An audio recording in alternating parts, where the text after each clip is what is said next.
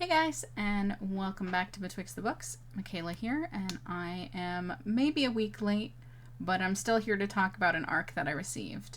I'm very excited to talk about this. It is one of my most anticipated books of the year, and that is Wolfworm by T. Kingfisher. You may recognize T. Kingfisher from her wide variety of stuff. A lot of folks really like her cozy romantasy stuff, or What Moves the Dead, which was her most popular horror book recently. This is her newest novel that is also a horror book. If you liked What Moves the Dead, I think you would like this one because it has a lot of similar setting stuff. It's also a Southern Gothic novel, and it has similar, I would say, cozy horror vibes, but I'll talk a bit more about that as I get into the review. Wolfworm is set in 1899. It follows Sonia Wilson, who is in her 30s, technically considered a spinster. She never married. She used to work with her father, who was a botanist who focused on plants, and she was his scientific illustrator. So she would illustrate the plants and herbs and whatever else he was talking about for his books and papers. When he passed away, she suddenly had to figure out what to do with herself. The last several years, she has been working as an art teacher for a girls' boarding school, which she doesn't like very much. She very much wishes that she could go back out into the scientific world. And while she had never found a husband, she found that difficult because most people won't have a woman working on her own. Luckily for her, or maybe unluckily, because this is a horror book, she is reached out to by a Dr. Halder, who's looking for an illustrator for his book, but rather than focusing on plants, he writes about insects, and specifically on parasitic insects. So this story opens up with her traveling to live with him and do the illustrations for his life's work. And there's a little bit of maybe mad scientist stuff going on. I don't want to spoil it. That's where it opens up. I'll talk a little bit more about the different elements that I really loved about this one. But plot-wise, I'm going to leave it there for you. Having already read What Moves the Dead, I knew that I could trust T. Kingfisher with this setting. She has been able to do it before, and I knew she could do it again, and she did totally nail it here with the sort of, not necessarily crumbling Southern Gothic, but the slowly fading opulence of the South post-Civil War. This is a huge manor that has mostly been closed up and covered up. There's only 3 servants that work on the estate, even though an estate of this size should have dozens running around, keeping everything clean and nice. Most of the rooms are all packed away. And all he does is his science day after day. Because it is still an estate out in the woods, there's a very small cast of characters, and T. Kingfisher, as in all of the other books by her that we've read, is able to create such a quirky group of characters that have very unique elements that you get a lot from the little bits that you get to see of them. From the gardener and the housekeeper, who are in an interracial marriage, to the young woman who is the only maid that's working in the place, who is bubbly and a little bit ditzy, but well-meaning, to the local folk medicine woman who is there to give helpful insights on botanical plants, but also is a little bit of a gossip and loves telling the stories about the folklore of the area that Sonia finds out throughout the course of the story. Sonia herself suffers from anxiety, and I thought that that was such an interesting character trait. It's something that she struggles with from the very beginning. I appreciated that it wasn't necessarily a panic anxiety disorder, but more of just a generalized anxiety disorder, constantly thinking that she's going to do something wrong, that somebody is going to think she's said something wrong, that she is going to step on toes, that she's arriving at the wrong time and creating the wrong impression, but also just catastrophizing all of the time, and you get that through her inner monologue.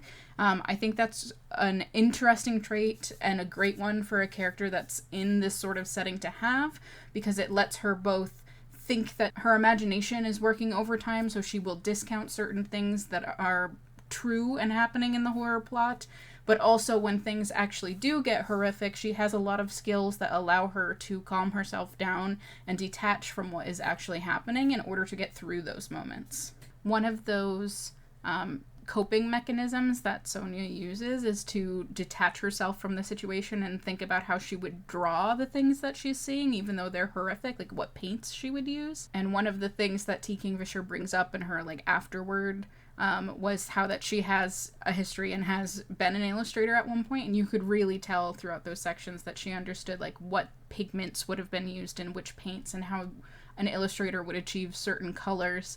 So there's multiple times throughout the story where Sonia's anxiety is getting the best of her, and she goes, I'm switching into painter mode, and I'm just going to think about how I would paint this situation, this person, whatever it is. And I just really appreciated the level of detail that was put in there. I mentioned at the beginning that this was sort of a cozy horror, and I think that T. Kingfisher's horror, everything that I've read so far, have that vibe.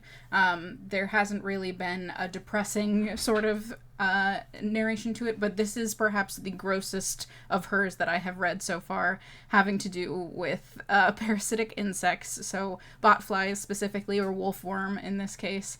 So if you get grossed out easily, this one might be one to skip over, but if you are someone like Gretchen who doesn't typically read horror, I think that this one might be a good one to pick up, because it is a type of horror where all of the characters that you care about are going to be okay in the end. While horrific events are happening, or there are very gross descriptions of these insects that are happening and the effects that they have on animals and people, there isn't necessarily anything that will cause grievous harm to the main cast.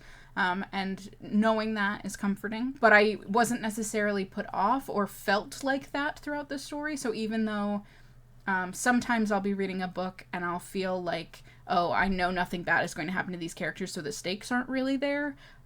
For whatever reason, I don't know what the secret formula is, but T. Kingfisher was able to make me feel like I did fear for those characters in those moments, even though, and at the end of the day, there was no harm that came to them. There is a fantastic element or twist in this that I don't want to talk about because it is a spoiler, and that is the only thing that really took my rating down on this, because I wanted more of that once it was introduced. I was like, oh, I want more of this lore. I want to live more in the world where this exists, but because the actual reveal is so late into the book and most of the climax is happening, there isn't a whole lot of time to live in that discovery and that understanding, and I just wanted more of that, which isn't necessarily a fault of the book, because the pacing may have been messed up. If more of that was added in, it wouldn't have made sense in that case. And it's just like a personal thing of like, oh gosh, I really wanted more of this. So I ended up rating it entirely 4.5 stars. For me, it was great. I really enjoyed it. I believe Mary Robinette Kowal does the audiobook for this one, and I know that she does a great job with reading them. So if you like audiobooks, I'm sure this would be a great like sort of creeping Gothic story. But I think it's definitely one if you especially like this more like bug-based horror, which I've seen a bunch of books come out like that in recent years. This is another one to pick up. And also if you prefer more of a cozy horror to a like gross out or like true depressing horrific story, it might be a good to pick for you. If you're a fan of T. Kingfisher in general, this is another one to pick up. Obviously, I loved it. I quite enjoyed it. I haven't disliked anything I've picked up from T. Kingfisher so far, and hopefully that keeps going forward. While Gretchen most likely would not have picked this one up with me, even though she has liked some of her horror in the past, I definitely think that we will keep an eye out for more of her like romantasy, fantasy books in the future to do together. And if I see something that Gretchen might be interested in, I might be able to convince her to read another T. Kingfisher horror in the future. That is it for today's video. I hope you enjoyed. I hope you go and pick up a copy of this one. I super loved it. Have you read any weird, gross horror books recently? And if you have, can you leave me a comment? Because I'm looking for some more. I realized that I kind of quite enjoy a little bit of gross in my horror books, so I'm looking for more recommendations on that side. And if you haven't read this one, would you? Does it sound like something that you would pick up? That's all I have for you this week. I will be back next week with something else, possibly another arc review. We shall see if I'm able to finish the book on time. I haven't done it in the last 2 times. I've been a week late every single time, but we'll see if I can be on time this time. And then if not, Gretchen and I will be back next week to do our Sapphic Western for the reading challenge that we set for ourselves this year. And I hope you look forward to at least one of those. In any case, I'll talk to you again soon. Bye.